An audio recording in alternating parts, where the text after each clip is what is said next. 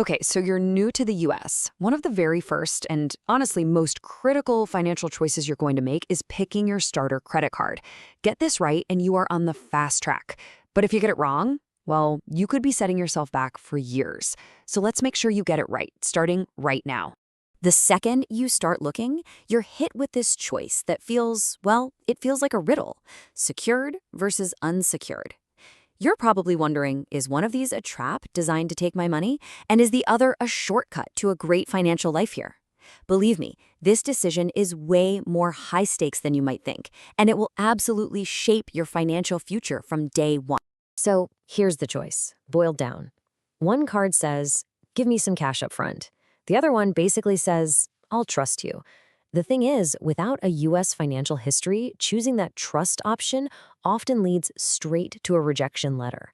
And that rejection, it isn't just a simple no, it actually puts a little ding on your brand new credit score before you've even had a chance to build. All right, let's break down path number one. This is the secured credit card. And honestly, the best way to think about it is like financial training wheels. It's designed to get you going safely, without any risk of falling flat on your face. The whole idea is actually incredibly simple. You give the bank a security deposit, and it's refundable, that's key. In return, they give you a credit card.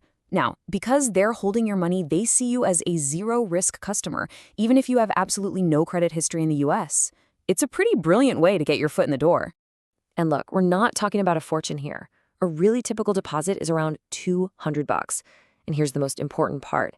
That $200 you deposit, that also becomes your initial credit limit. So you put down $200, you can spend up to $200 on the card each month. It's as simple as that. Okay, but I need to be absolutely crystal clear on this next point, because it's the mistake almost everyone makes.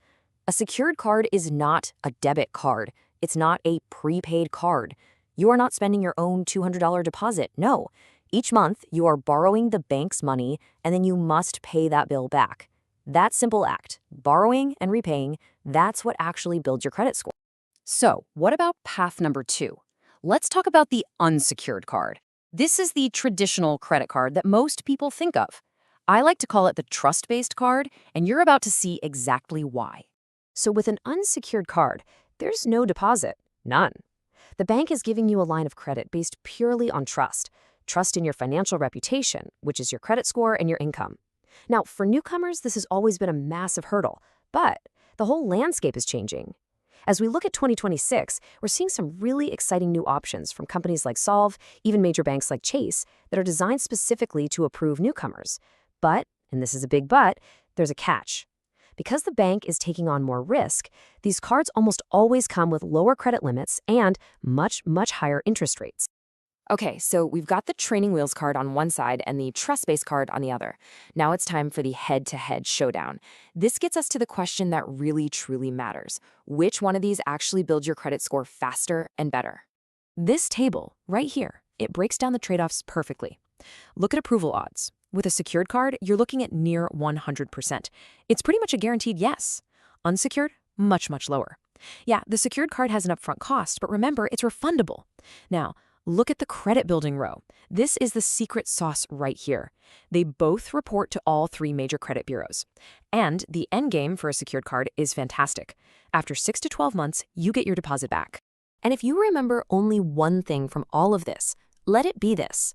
A point added to your credit score from using a simple, boring, secured card is worth exactly the same as a point earned from some fancy, premium, bells and whistles unsecured card. The credit bureaus do not care how you built your score. They only care that you did it responsibly. So if both cards build your score in the exact same way, the question isn't really which one is better, is it? The real question is, what's the smartest way to start? And that brings us to our final section. Your guaranteed success blueprint for building a rock-solid credit foundation from scratch. But first, a quick word of warning. Don't gamble. If you apply for an unsecured card and you get rejected, the bank's check on your file leaves a little mark called a hard inquiry. That mark stays on your credit report for 2 full years and can actually make it harder to get approved for other things down the line. We want to avoid that at all costs. So here it is, the guaranteed plan. Step 1, start with a secured card from a bank that's known for being immigrant friendly, like Capital One or Discover. Step 2, follow what I call the 7-month rule. Use that card for small, regular purchases. Think coffee, gas, groceries, and this is the most important part. Pay the bill in full and on time every single month. Step 3, after about 7 months of this perfect behavior, the bank will see you're responsible. They'll likely graduate you automatically, which means they'll upgrade you to a regular unsecured card and send your deposit straight back to you.